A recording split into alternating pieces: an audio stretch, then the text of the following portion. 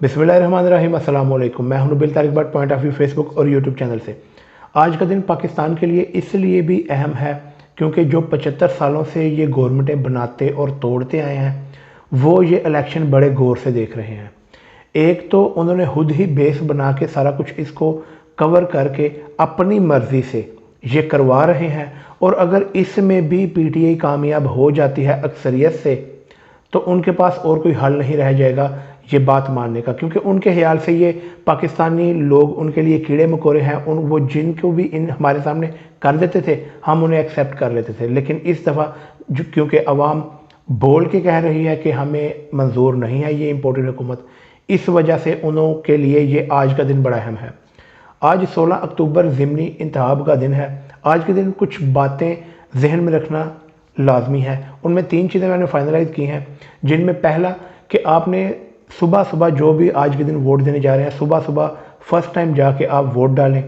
दूसरी ये कि अपने वोट का आपने तहफ़्फ़ुज़ इस तरह से करना है कि वोट दे के इर्द गिर्द भी आपने ध्यान रखना है, और रात को इनकी कलेक्शन तक आपने ऊपर रहना है कि कोई वोट चोरी ना कर सके।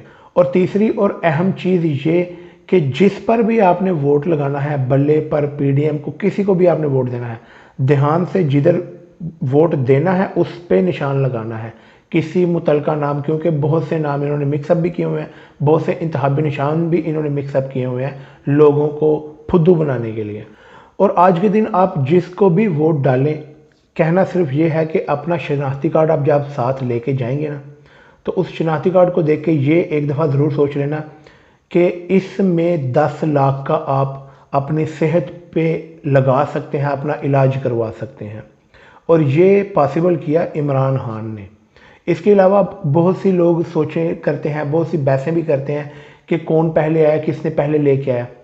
बात यह है कि पाकिस्तानी अवाम तक, घर घर तक पहले पहुंचाया किसने, तो हर बंदे तक पहुंचाने वाली पीटीआई थी, इमरान खान था। तो बाकी आप वोट जिसको मर्जी दें।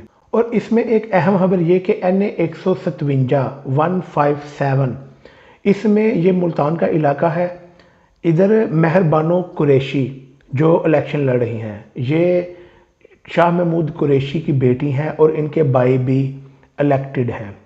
अब इनकी बेटी आ रही है। इस पे पिछले दिनों भी मुहिम चली थी कि ये मारूसी सियासत हमें मंजूर नहीं है, आप अपने ही बच्चों को लाई जा रहे हैं, इसलिए तो हमने इन दोनों खानदानों को बुरा भला भी कहा था। तो दोबारा से ये पीटीआई में वही काम हो रहा है। खैर, आपकी मर्जी है मुल्तान वालों की जो वो वीडियो देख रहे हैं कि आपने किसको वोट देना है, लेकिन जो मेरे तक बात है, मेरी समझ में ये आता है कि मारूसी सियासत मंजूर नहीं। लेकिन इसमें पॉसिबल ये हो सकता है कि कल को आप 3 सीटें लेके को फिर इमरान खान को आप ब्लैकमेल कर सकते हैं। इस वजह से बहरहाल हम कह रहे हैं। इसके अलावा आज पाकिस्तानियों के लिए बड़ा अहम दिन इसलिए भी है कि हमने पिछले 6 माह में देखा कैसे इन इम्पोर्ट शुदा हुक्मरानों को हम पे मुसल्लत किया गया और पाकिस्तान को कितनी तेज़ी से तबाही की तरफ, डिफ़ॉल्ट की तरफ लेके गया। ये सब बेशक एक प्लान के तहत है, फिर भी आज ज़िमनी इलेक्शन बहुत मायने रखते हैं। तो इसलिए अपने वोट की, अपने इर्द गिर्द इलाके की हिफाजत करें और पाकिस्तान को आज जितवाने में अपना पूरा किरदार अदा करें। इधर तक ही वीडियो थी जो लोग वोट देने जा रहे हैं। आगे कुछ खबरें हैं वो मैं आपके साथ शेयर कर देता हूं। और जैसा कि आपने पिछली वीडियो में देख लिया होगा कि बाइडन पे हम वीडियो कर चुके हैं, लेकिन फिर भी एक डिटेल जो रह गई थी जो मुझे बाद में नज़र आई, वो ये कि बाइडन ने तो सिर्फ इतना ही कहा था कि पाकिस्तान खतरनाक तरीन मुल्क है इस टाइम पे। तो बिल्कुल सर कह कौन रहा है, अब मैं आपको वो डिटेल बताता हूँ।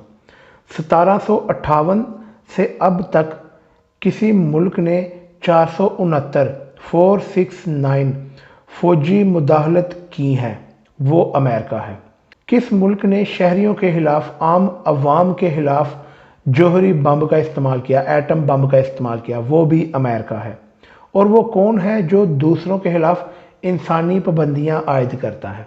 ये मैप आपके सामने जो चल रहा है, इसमें ये जो रेड है, इधर अमेरिका ने हमले किए हुए हैं, फौजें भेजी हुई हैं।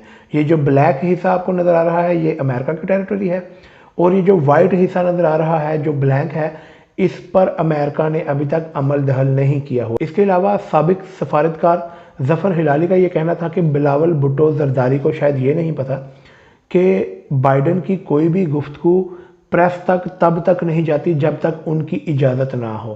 तो ये सिर्फ ये शायद सोच रहे थे कि उन्होंने एवं वीडियो वो रिलीज़ कर दी, उनकी इजाज़त से वीडियो रिलीज़ होती है, वो अमेरिका है, पाकिस्तान नहीं कि कोई भी मुंह उठा के रिलीज़ कर देगा ब्लैकमेल करने के लिए।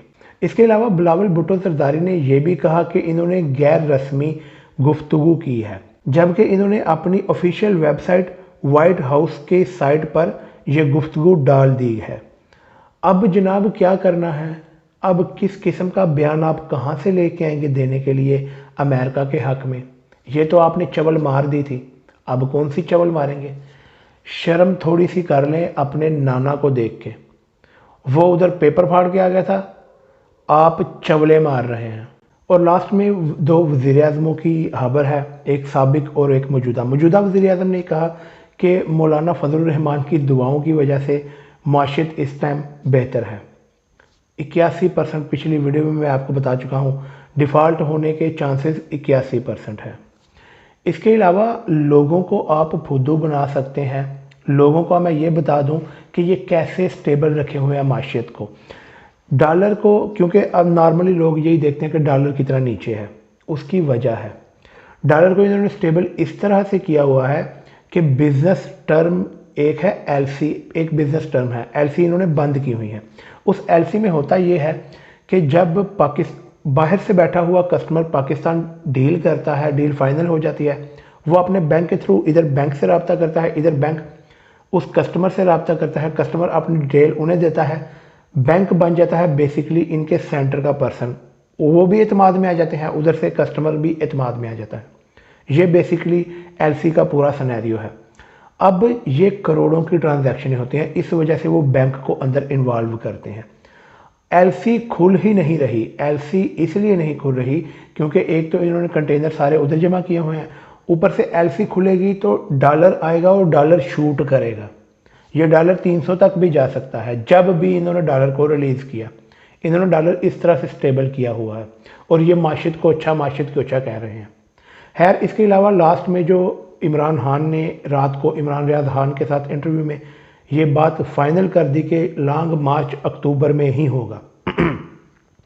अब इसमें बड़े से फ़ायदे और नुकसानात भी हैं कि इमरान खान, वैसे जैसे मैंने आपको पिछली वीडियोस में बताया कि इमरान खान लॉन्ग मार्च निकालेंगे और वो सारा मुद्दा इमरान खान पर डाल देंगे कि देखा मुल्क को इसने डिफ़ॉल्ट की तरफ ले गया।